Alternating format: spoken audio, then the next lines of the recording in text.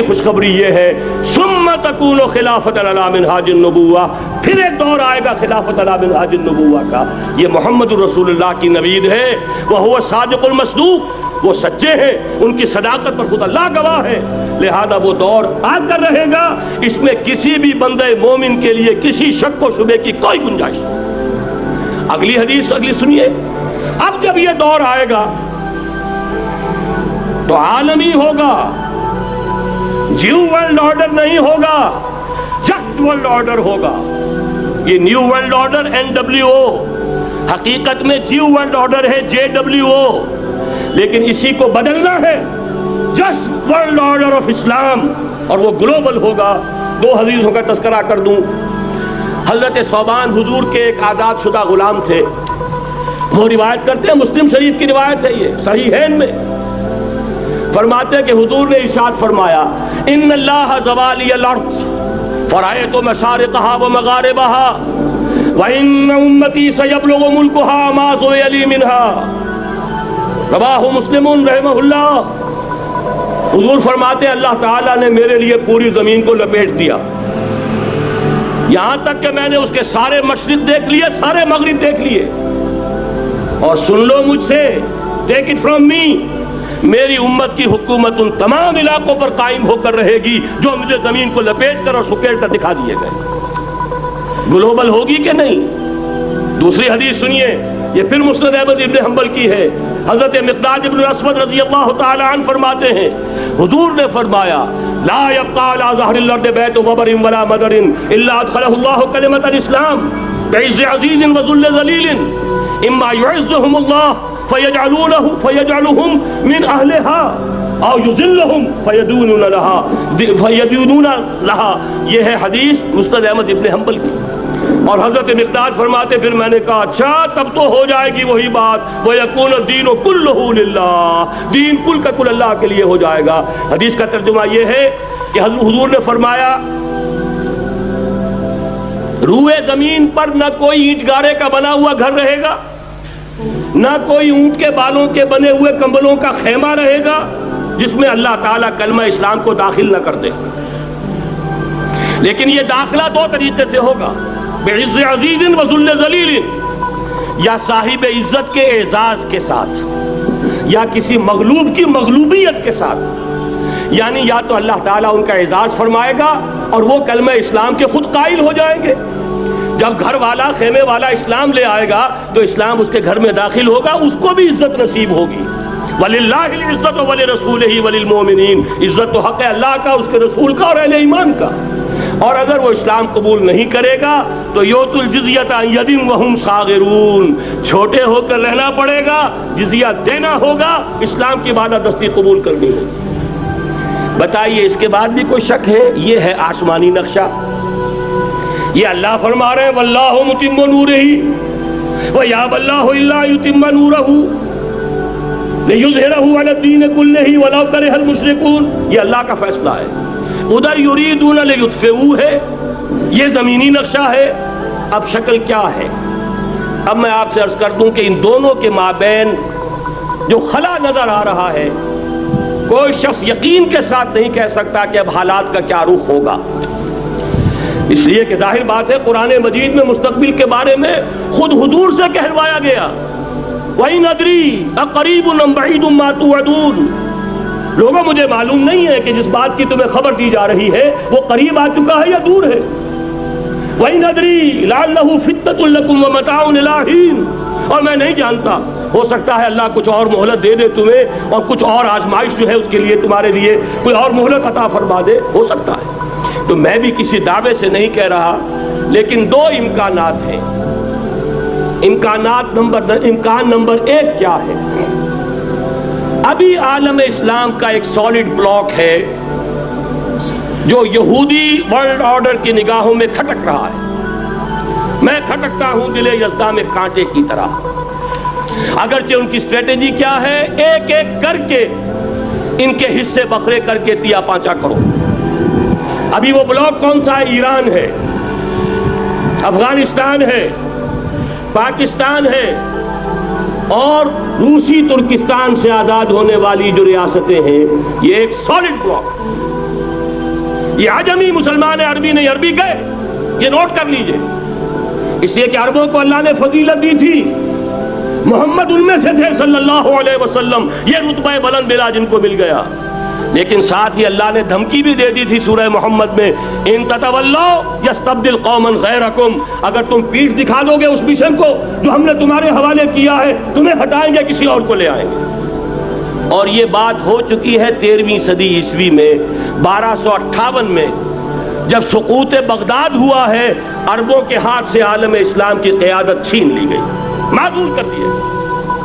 اس کے بعد قیادت کن کے ہاتھوں میں آئی؟ ترکوں کے ہاتھ، ترکان تیموری ہندوستان میں، ترکان صفوی ایران میں، ترکان سلجوقی مڈل ایسٹ میں، اور ترکان عثمانی کا تو کہنا ہی کیا ہے، وہ ایشیا مائنر سے چل کر آپ کو معلوم ہے کہ مشرقی یورپ کا کتنا بڑا علاقہ، دی گریٹ آٹومان امپائر اس صدی کے آغاز تک قائم تھی۔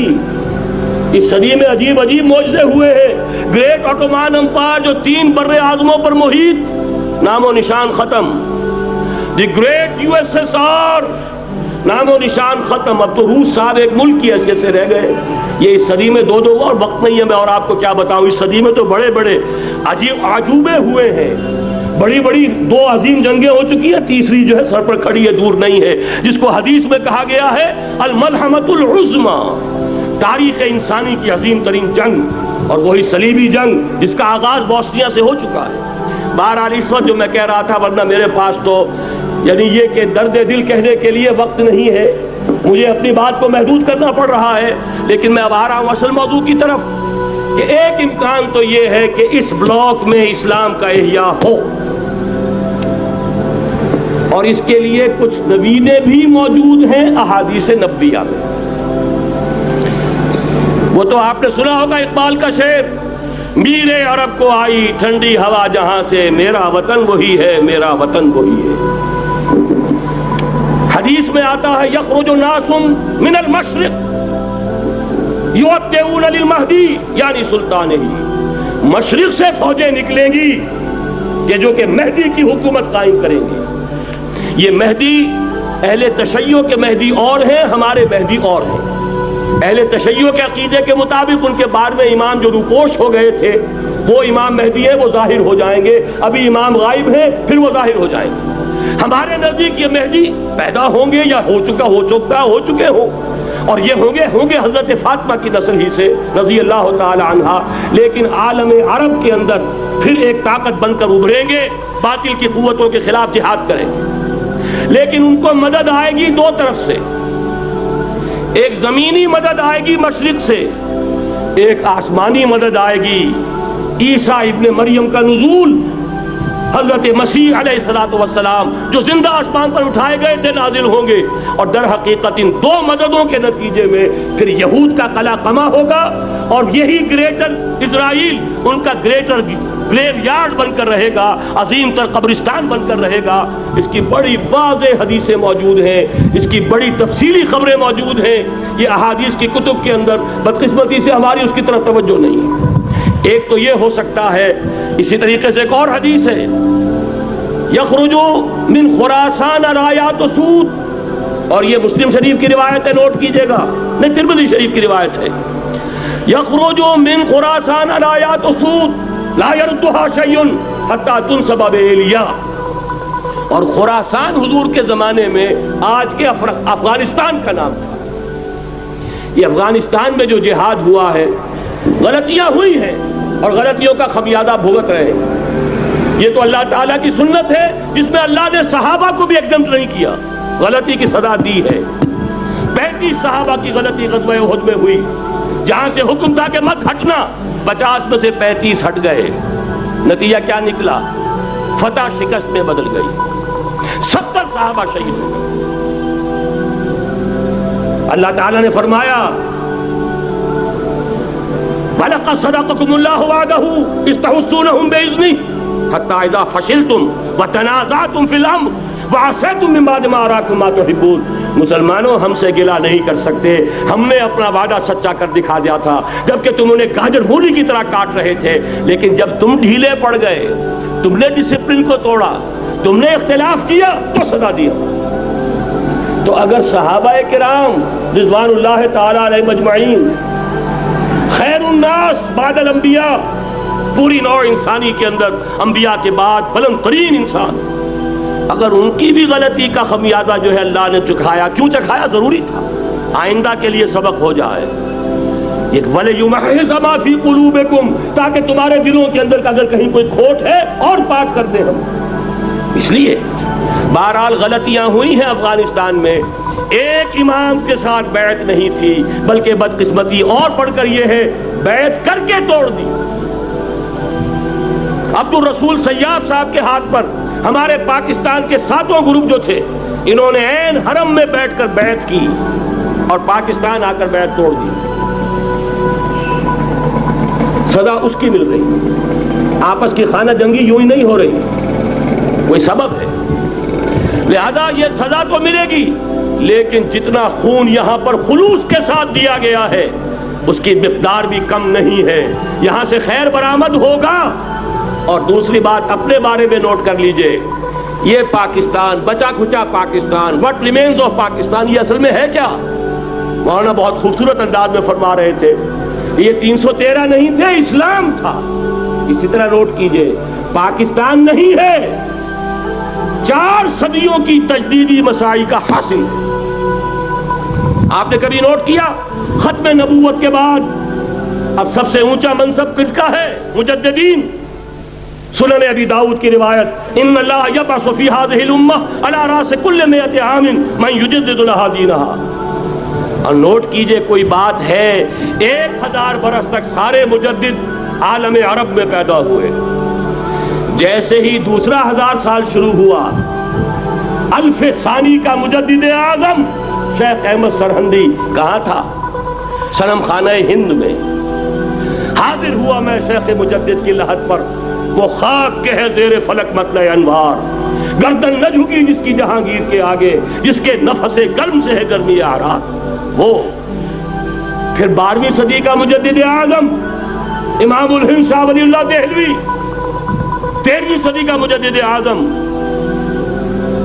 سید احمد بریلوی، اس کے خون کا امین اور اس کے ساتھ کے شہداء کے خون کا امین، ان کے جسموں کا امین آپ کا خطہ ہزارہ، آپ کا خطہ سوات، اس میں ان کی جانیں ہیں جو دی گئی ہیں۔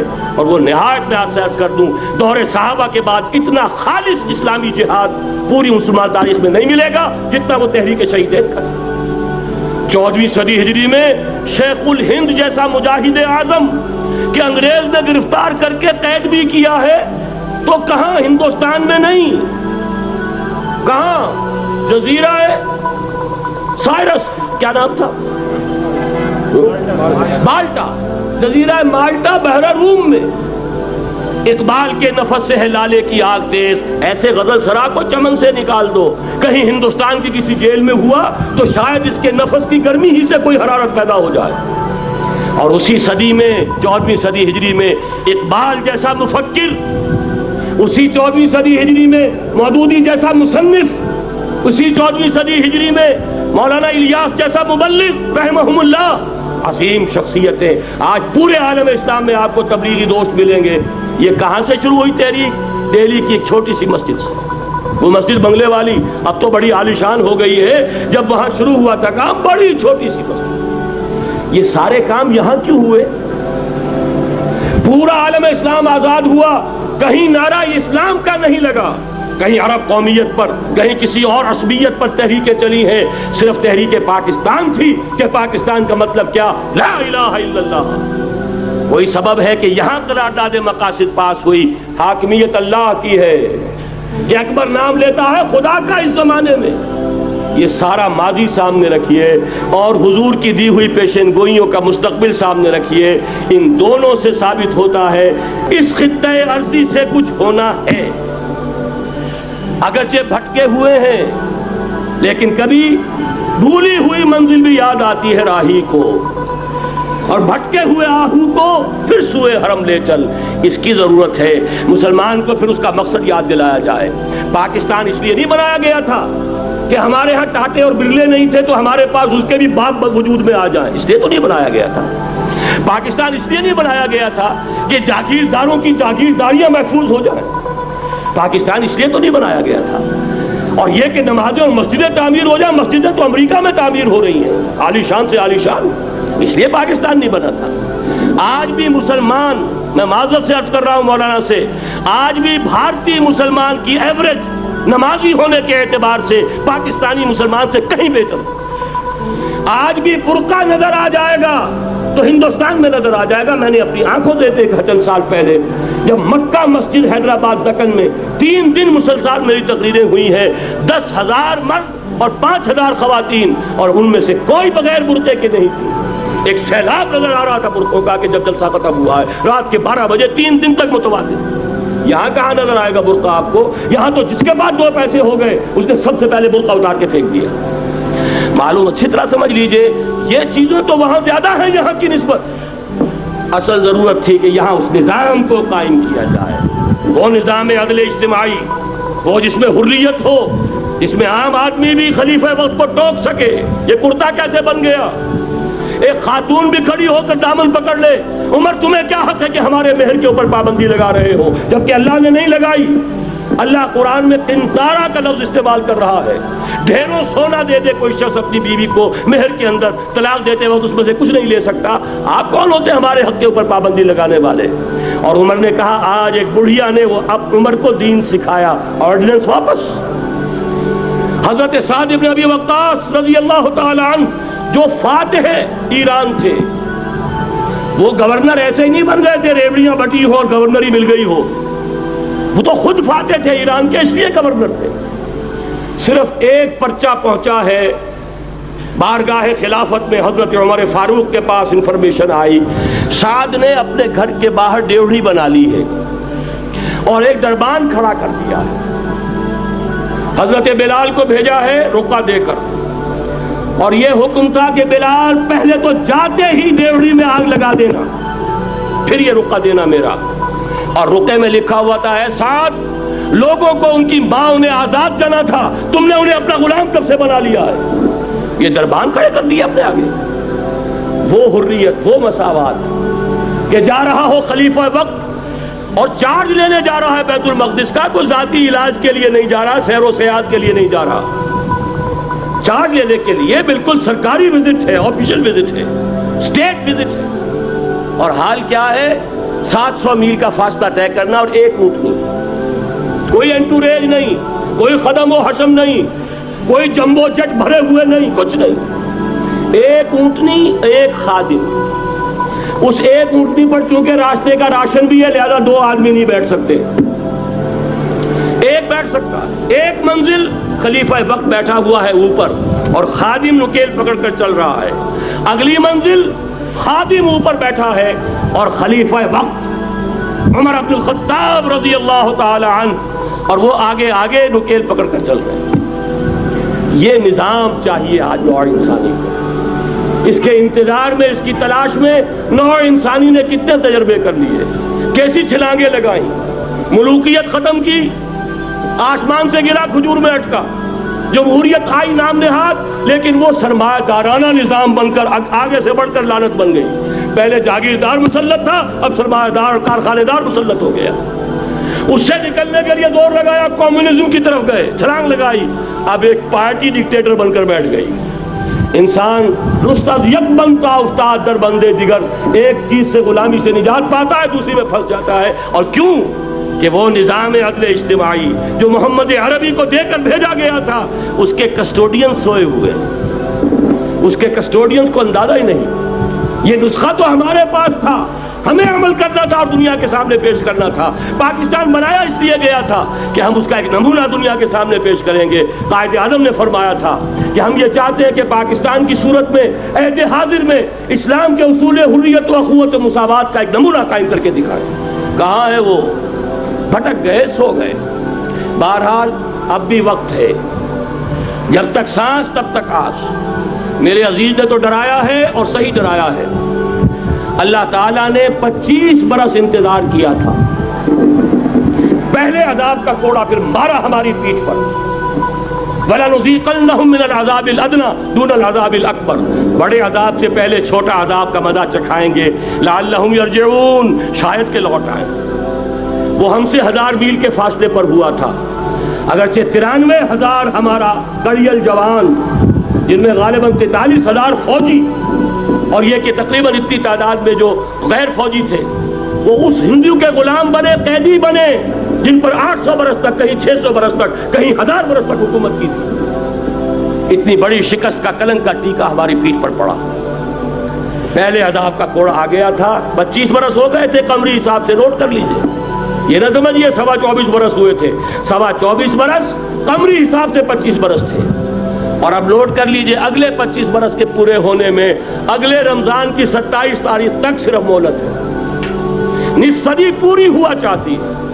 کوئی عجب نہیں اس عذاب الادنیٰ سے بعد ہم جاگے نہیں، ہوش میں نہیں آئے، کوئی عجب نہیں کہ بڑے عذاب کا کوڑا ہماری پیٹھوں پر برس جائے، لیکن مجھے یہ یقین ہے، نوٹ کر لیجئے، اگر یہ دوسرا امکان ہو گیا، خدا نہ خواستہ اللہ کے عذاب کا کوڑا ہماری پیٹھ پر برسا، مجھے یقین ہے اللہ ہندوؤں کو مسلمان بننے کی توفیق دے گا، لیکن اسلام کا بول بالا اسی خطے سے ہوگا۔ تاریخ میں یہ ہو چکا ہے آیا فتنہ تاتار کے افسانے سے، پاسباں مل گئے کعبے کو صنم خانے سے، تاتاریوں کے ہاتھوں کروڑوں مسلمان قتل ہوئے، لیکن اسلام نے تاتاریوں کو فتح کر لیا، اور پھر اسلام کا مسلمانوں کا دوسرا دور عروج انہی تاتاریوں کی مختلف شاخوں کے تحت ہوا۔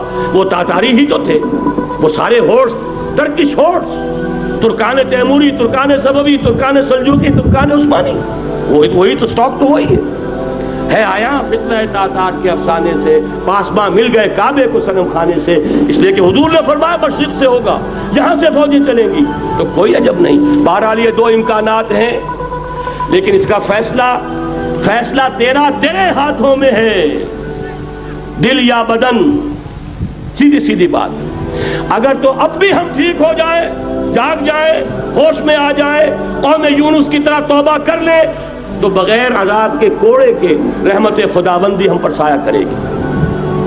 اگر ہم نہ جاگے تو وہ عذاب کا کوڑا آئے گا۔ یہ نہیں میں کہہ سکتا ان ادری قریب بعید ما توعدون، یہ میں نہیں کہہ سکتا، یقین کے ساتھ جانتا ہوں کہ آئے گا، لیکن یہ کہ اس کے بعد بھی یہیں سے بول بالا ہوگا، اگر ہمارے ذریعے نہیں تو ان کے ذریعے سے، جو ہمیں شکست دے کر پھر اسلام قبول کر لیں گے، لیکن کیوں نہ پہلے ہی راستے پر چلنے کی